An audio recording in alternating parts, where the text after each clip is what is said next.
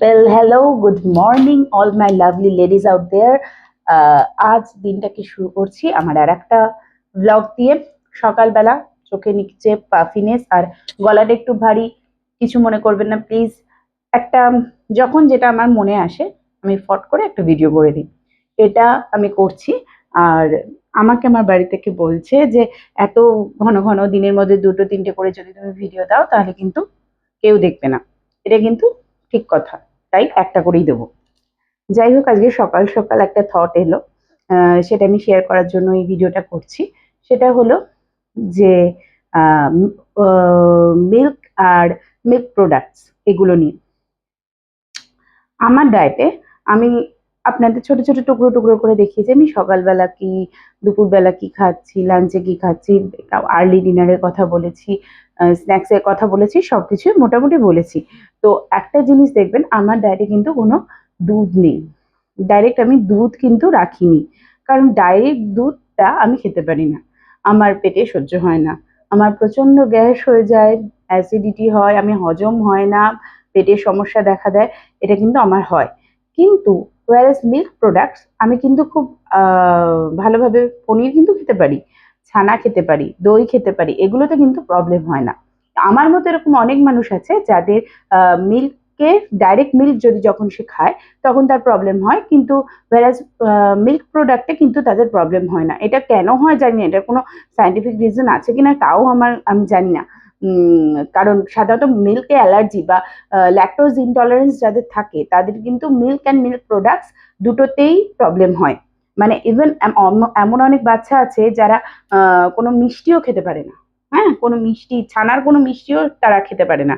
এরকমও প্রবলেম আমি শুনেছি, দেখেছি, যাদের ল্যাকটোজ ইনটলারেন্স আছে। আমার কিন্তু ছোটবেলা থেকে ল্যাকটোজ ইনটলারেন্স ছিল না।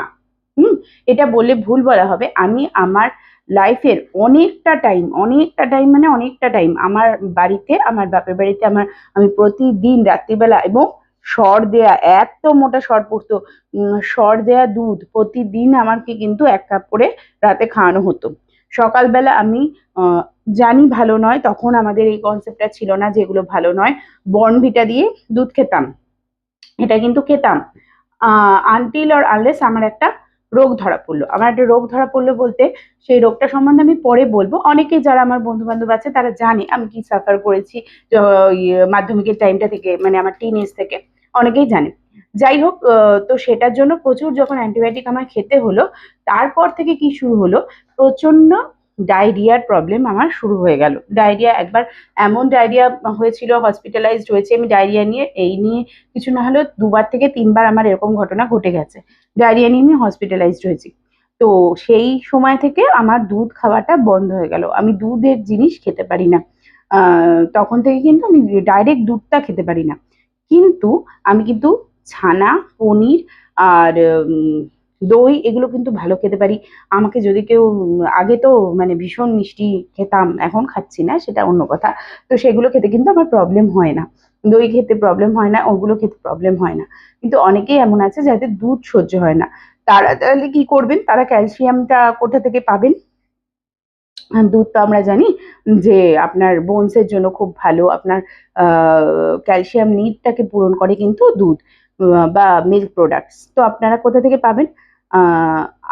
চিজটা আমার একটু হজম করতে সমস্যা, আর চিজটা খাওয়া খুব একটা ভালোও নয়, মানে অ্যাডাল্টের জন্য, বাচ্চাদের জন্য খুব ভালো, কিন্তু বড়দের জন্য ভালোও নয়। কোলেস্ট্রলের সমস্যা যাদের থাকে তারা একদমই অ্যাভয়েড করা উচিত। যাই হোক, তারা কোথা থেকে পাবেন প্রোটিনটা? যারা একদমই দুধের কিছু খেতে পারেন না, তারা যদি ভেজিটেরিয়ান হন, তাহলে মিক্সড যে ডাল আছে, মানে বিভিন্ন ধরনের ডালের একটা মিক্সড ডাল পাওয়া যায় কিনতে। দেখবেন বড় বড় দোকানগুলোতে এখন সমস্ত দোকানেই রাখছে মিক্সড ডাল। এটা কিন্তু আমাদের বাঙালিদের মধ্যে খাওয়ার একটা প্রবণতা নেই, কিন্তু আমরা নন বেঙ্গলিরা কিন্তু দেখবেন অনেক সময় মিক্সড ডাল খায়। মিক্সড ডাল থেকে আপনারা পাবেন, সয়াবিন থেকে আপনারা প্রোটিনটা পাবেন। আর কোথা থেকে পাবেন? আর ক্যালসিয়াম রিচ আমাদের কতগুলো ফল আছে, যেগুলো আমাদের খুব ভালো, ক্যালসিয়ামের জন্য খুব ভালো, সেইগুলো একটুখানি আপনারা যে জেনে জানতে হবে। আমি পরে একদিন ক্যালসিয়াম রিচ কোনো ফল নিয়ে একটা পোস্ট দিয়ে দেবো। সেই ক্যালসিয়াম রিচ কিছু খাবার আছে, সেইগুলো আপনাদের খেতে হবে। ক্যালসিয়াম রিচ কিছু কিছু জিনিস আছে যেগুলো খুব ভালো, মানে ন্যাচারাল সোর্সেস আছে যেগুলো থেকে আমরা ক্যালসিয়াম পেতে পারি। আর একটা জিনিস আছে, গোঁদ কতিরা বলে একটা জিনিস হয়, কতিরা কতিরা, এটা কিন্তু যাদের পেটে মানে পেটের সমস্যা, যারা কনস্টিপেশনে ভোগে তারা কিন্তু জানে। এই কতিরা জিনিসটা কি করে, আমাদের হাড়ের কার্টিলেজটাকে ঠিক রাখে। এটা নিয়েও আমি পরে একটা ভিডিও বানাবো। তো ও সেই জিনিসটা খেতে পারেন ক্যালসিয়ামের জন্য। আর কি খেতে পারেন, বিভিন্ন ধরনের বাদাম, বাদাম খেতে পারেন। আপনারা ভিটামিন ডি এর জন্য বাদাম, আপনারা তো জানি সূর্যের আলোটা সব খুব ভালো, খুব ভালো হলো সূর্যের আলো প্রতিদিন সব মর্নিং সান আমাদের ৮ ঘন্টা, মর্নিং সান ৮ ঘন্টা বলতে আমাদের কিন্তু খুব বেলা হয়ে গেলে চলবে না, ৭টা ৭:৩০টার মধ্যে আপনাকে ৮ ঘন্টা রোদে থাকতে হবে। তবে কিন্তু অনেকটা ভিটামিন ডি এর ডেফিসিয়েন্সিটা পূরণ হয়। আর আপনারা কি খেতে পারেন, আপনারা মিল্ক প্রোডাক্ট যাদের খাওয়া বারণ তারা ন্যাচারাল অন্য কোনো সোর্স থেকে কিন্তু ক্যালসিয়ামটা নিতে হবে। আর প্রোটিনের জন্য কিন্তু আপনারা বাদাম, মিক্সড ডাল, এইগুলো থেকে সয়াবিন, এগুলো থেকে কিন্তু আপনারা প্রোটিনটা পাবেন। আর ডিম থেকে কিন্তু আপনি প্রোটিনটা পেতে পারেন। ডিম যাদের সহ্য হয় তার ডিমটা কিন্তু খাবেন অবশ্যই, প্রতিদিন একটা করে ডিম। বলে আপনারা কুসুম সহ ডিমটা, যাদের কোলেস্ট্রলটা বেশি তাদের, আমরা আগে এই ধারণাটা ছিল, কিন্তু একটা কুসুম সহ ডিম খেলে আমার মনে হয় না কিছু হয়। কিন্তু যাদের সমস্যা তারা কিন্তু ডিমের সাদা, মানে আপনি কিন্তু 2 থেকে 3টে ডিমের সাদা অংশটা খেতে পারেন। কুসুম কিন্তু 2 থেকে 3টে খেতে পারবেন না, 2 থেকে 3টে খাবেনই না। 8খানা কুসুম খান। সেক্ষেত্রে যাদের ভীষণ হাই কোলেস্টেরল, ট্রাইগ্লিসারাইড এগুলো রয়েছে তারা 8খানা কুসুম খান। আর বাকি কুসুমগুলোকে কিভাবে ইউজ করবেন আপনারা ইউটিলাইজ করে নিতে পারেন। পাখির খাবারও খুব ভালো কুসুম, মানে আমি শুনেছি পাখিরা খায়, আমি জানি না এটা অবশ্য, কিন্তু খাওয়াতে পারেন অন্য কাউকে, খাওয়াতে পারেন। বা ছোট বাচ্চা, বাড়িতে ছোট বাচ্চা থাকলে তাকে কুসুমটা খাওয়াতে পারেন, অসুবিধা নেই, ওদের প্রয়োজন ওরা খেতে পারে। কিন্তু আপনার জন্য কিন্তু 2 থেকে 3টে ডিমের সাদা অংশ কিন্তু আপনি নিতেই পারেন, যেহেতু আপনি দুধ খাচ্ছেন না। ঠিক আছে। আচ্ছা, ব্লগটা শেষ করার আগে একটা ছোট্ট অংশ অ্যাড করে দিই, যেটা হলো ক্যালসিয়াম রিচ যে ফুডগুলো আমি বলছিলাম না, সেগুলো ভেজিটেরিয়ান অপশন যেগুলো রয়েছে সেগুলো হলো পালং শাক। আপনারা পালং শাক খেতে পারেন, বিভিন্ন ধরনের নাটস অ্যান্ড সিডস যেগুলো আমি বললাম, মিক্সড ডাল খেতে পারেন, এগুলো খেতে পারেন। আর খেতে পারেন হলো আপনি অরেঞ্জেস খেতে পারেন, বিভিন্ন ধরনের বিনস খেতে পারেন, বিনসের মধ্যে ক্যালসিয়ামটা থাকে, বিনস খেতে পারেন। আর যেটা খেতে পারেন সেটা হলো আপনি ক্যালসিয়াম ফর্টিফাইড এখন অনেক কিছু খাবার বেরিয়েছে, সেইগুলো একটুখানি দেখে আপনাদের তাহলে কিনতে হবে। আমি যদিও বাঙালি ঘরে এগুলো চলে না, বাইরের টোফু এই ধরনের জিনিসগুলো চলে না।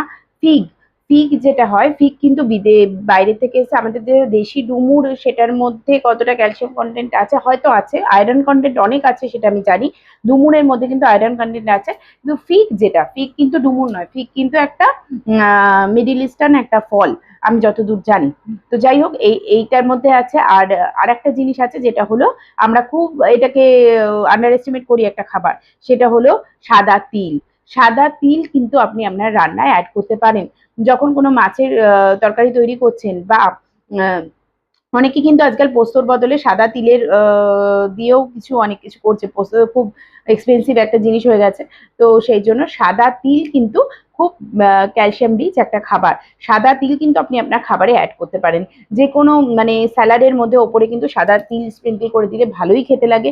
শুধু তাই নয়, কোনো কিছুতেই আপনি সাদা তিল অ্যাড করলে দেখবেন একটা নাটি একটা ফ্লেভার আসে। সাদা তিলটাকে একটু হালকা রোস্ট করে নিয়ে কোনো খাবারে ছড়িয়ে খেয়ে দেখবেন, কোনো স্যালাডে ছড়িয়ে খেয়ে দেখবেন, খুব ভালো লাগে, খুব ভালো লাগে সাদা তিলটা।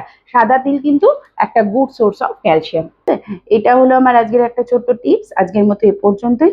আশা করি আমার এই ইনফরমেশনগুলো আপনাদের জন্য হেল্পফুল হবে। আপনারা প্লিজ আমার এই ব্লগগুলোকে লাইক করুন, কমেন্ট করুন, নিচে ফলো করুন, আর আমাকে একটু উৎসাহ দিন। ধন্যবাদ, টাটা। আবার দেখা হবে অন্য কোনো একটা ছোট্ট ভিডিও।